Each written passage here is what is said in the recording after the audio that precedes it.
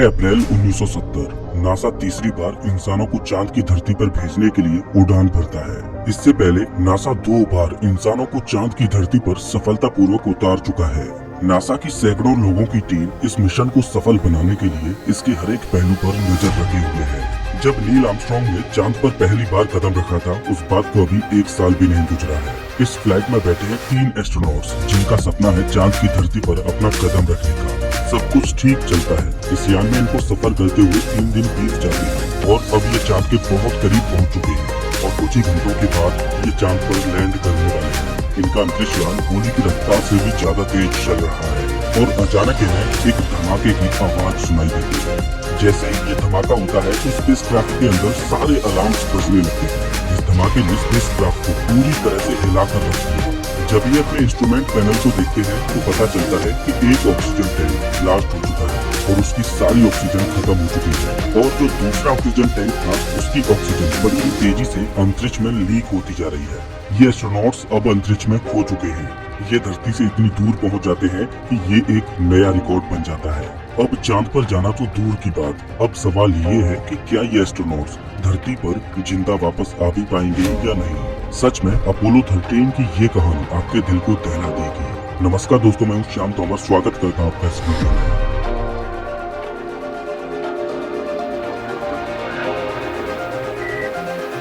20 जुलाई 1969 को अपोलो 11 के astronauts Neil Armstrong और बज ऑल्ड्रिन ने जब पहली बार चांद की धरती पर कदम रखा तो इंसानों के लिए वो एक बहुत बड़ी उपलब्धि थी।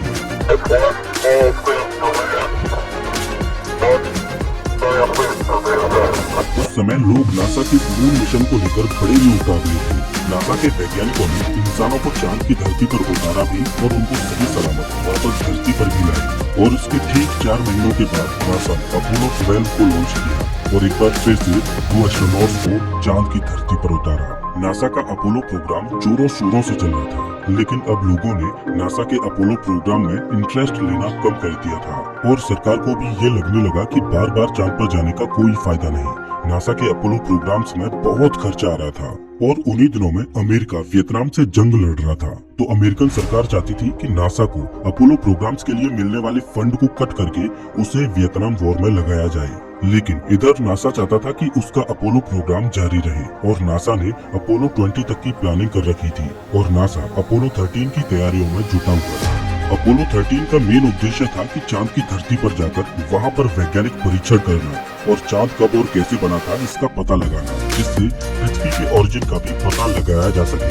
हर मिशन की तरह इस मिशन में भी 3 एस्ट्रोनॉट्स जाने वाले थे।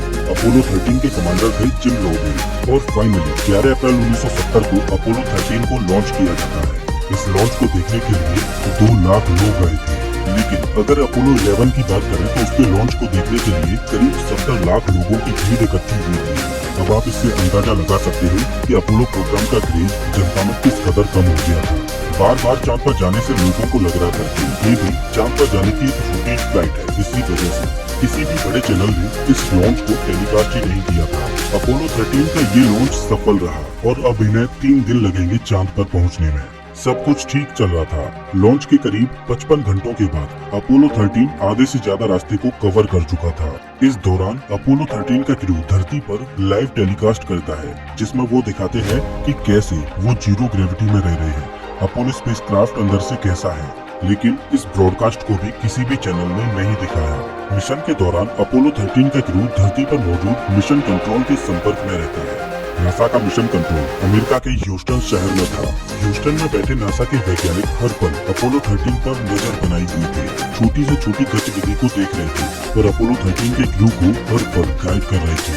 आगे अपोलो 13 में क्या हुआ उससे पहले आपको अपोलो 13 के बेसिक स्ट्रक्चर को समझना बहुत जरूरी है। ये है अपोलो स्पेसक्राफ्ट, जो कि 3 भागों से मिलकर बना है। इनमें पहला भाग है लूनर मॉड्यूल और इस लूनर मॉड्यूल का उपयोग तब होगा जब अपोलो स्पेसक्राफ्ट चांद के ऑर्बिट में पहुंच जाएगा। चांद के ऑर्बिट में पहुंचने के बाद ये स्पेसक्राफ्ट से अलग होगा और इसमें 2 एस्ट्रोनॉट्स बैठकर चांद की धरती पर उतरेंगे और जब चांद पर एस्ट्रोनॉट्स का काम खत्म हो जाएगा उसके बाद फिर से एस्ट्रोनॉट्स इसी लूनार मॉड्यूल में बैठकर वापस अपोलो स्पेसक्राफ्ट में पहुंच जाएंगे। यहाँ पर ध्यान देने वाली बात यह है कि इस लूनार मॉड्यूल का खुद का लाइफ सपोर्ट सिस्टम है। इसके द्वारा ये एस्ट्रोनॉट्स को चांद पर उतरने से लेकर वापस अपोलो यान में आने तक पावर और ऑक्सीजन इत्यादि की सप्लाई देता रहेगा। इस लूनार मॉड्यूल का बस इतना ही काम है। अगर देखा जाए तो लूनार मॉड्यूल को छोड़कर ये है मेन अपोलो स्पेसक्राफ्ट। ये 2 भागों से मिलकर बना है, जिसमें ये है कमांड मॉड्यूल। जो तीनों एस्ट्रोनॉट्स चांद पर जा रहे हैं वो इसी कमांड मॉड्यूल में बैठकर जा रहे हैं। इसी कमांड मॉड्यूल के द्वारा ही एस्ट्रोनॉट्स पूरे स्पेसक्राफ्ट को कंट्रोल करते हैं। इसी के अंदर वो सारे कंप्यूटर्स और नेविगेशन सिस्टम लगे हैं जिनके द्वारा अपोलो स्पेसक्राफ्ट धरती से मिशन कंट्रोल के संपर्क में है। आप इस कमांड मॉड्यूल को अपोलो स्पेसक्राफ्ट का दिमाग बोल सकते हो। लेकिन अपोलो स्पेसक्राफ्ट का जो तीसरा जरूरी भाग है वो है सर्विस मॉड्यूल। आप सर्विस मॉड्यूल को अपोलो स्पेसक्राफ्ट का दिल बोल सकते हो, क्योंकि सर्विस मॉड्यूल कमांड मॉड्यूल के लिए लाइफ सपोर्ट का काम करता है।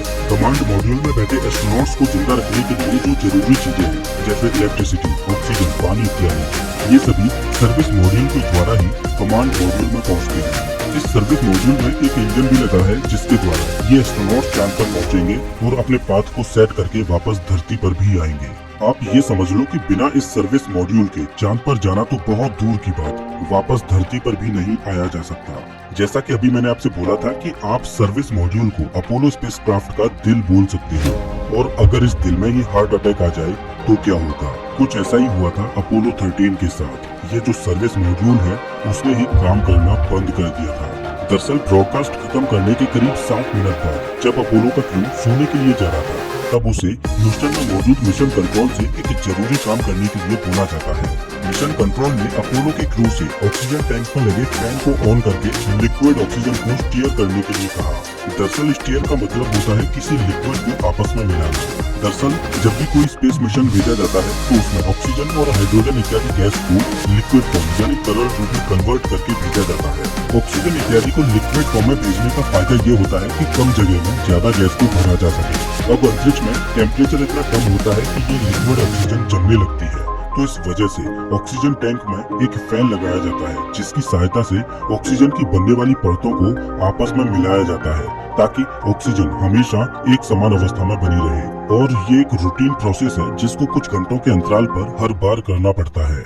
मिशन कंट्रोल ने अपोलो 13 की क्रू से इसी रूटीन प्रोसेस को करने के लिए कहा। जैसे ही जैक स्विगर्ट ने ऑक्सीजन टैंक में मौजूद फैन को चालू करने के लिए क्रायोस्टीयर के स्विच को दबाया, वैसे ही ऑक्सीजन टैंक 2 में शॉर्ट सर्किट की वजह से एक स्पार्क पैदा होता है और ऑक्सीजन टैंक 2 ब्लास्ट हो जाता है। ये ब्लास्ट इतनी जोर से होता है कि सर्विस मॉड्यूल का एक साइड से करीब 13 फीट का पैनल उखड़कर बाहर निकल जाता है। जैसे ही ये ब्लास्ट होता है वैसे ही अपोलो स्पेसक्राफ्ट के सभी अलार्म्स एक साथ बजने लगते हैं। इधर ह्यूस्टन में बैठे मिशन कंट्रोल के कंप्यूटर्स पर अजीब तरह की रीडिंग्स दिखाई देने लगती है। मिशन कंट्रोल को उन रीडिंग्स पर विश्वास नहीं हो रहा था। तभी अपोलो का क्रू मिशन कंट्रोल से बोलता है।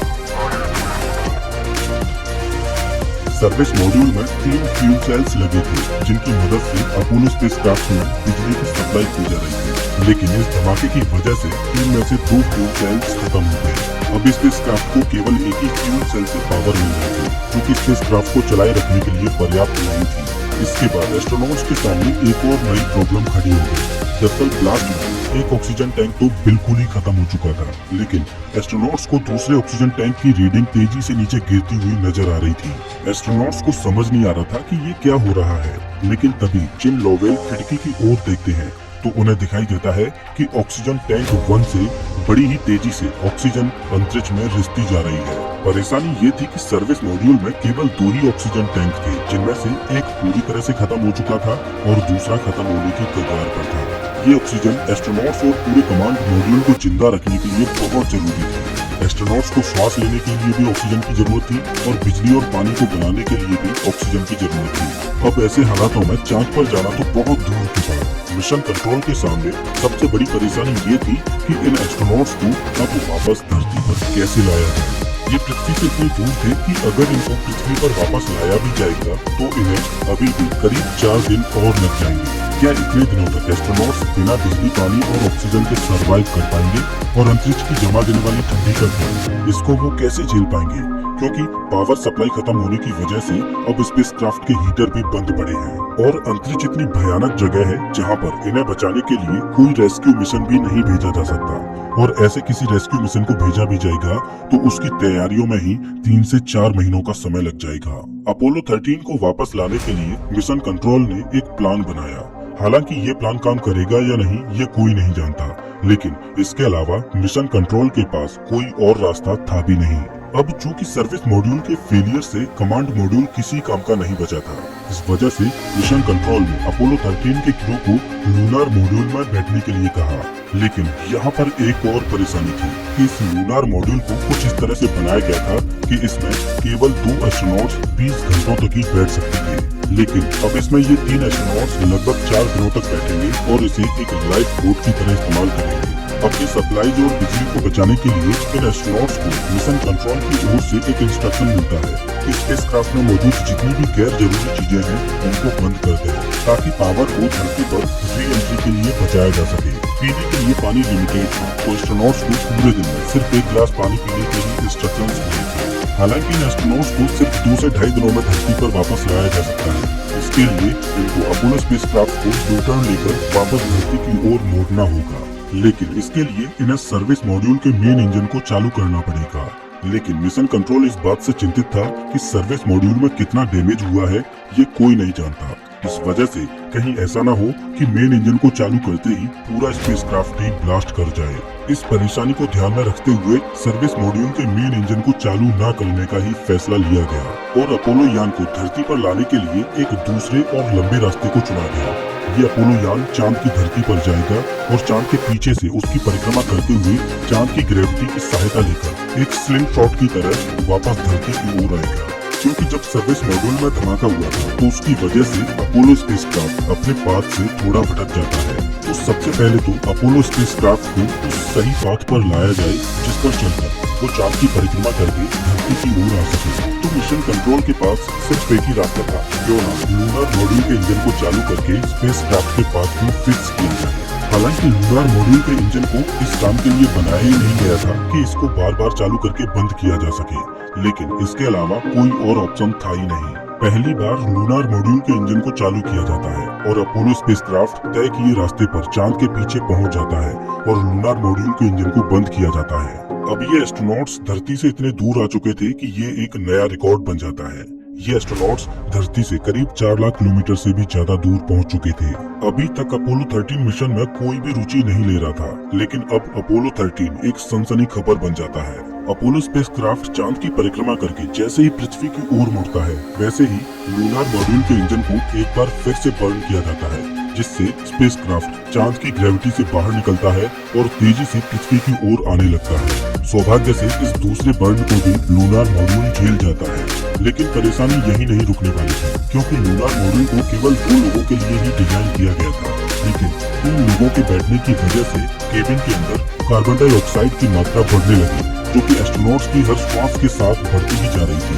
दरअसल पृथ्वी पर हमारे द्वारा छोड़ी गई कार्बन डाइऑक्साइड गैस को पृथ्वी का एनवायरनमेंट बैलेंस कर देता है, लेकिन अपोलो स्पेसक्राफ्ट में इस कार्बन डाइऑक्साइड गैस को बैलेंस करने के लिए लिथियम हाइड्रोक्साइड के कैनिस्टर्स का उपयोग किया गया था और एक सिंपल से केमिकल रिएक्शन के द्वारा CO2 के लेवल को कंट्रोल में रखा जाता है।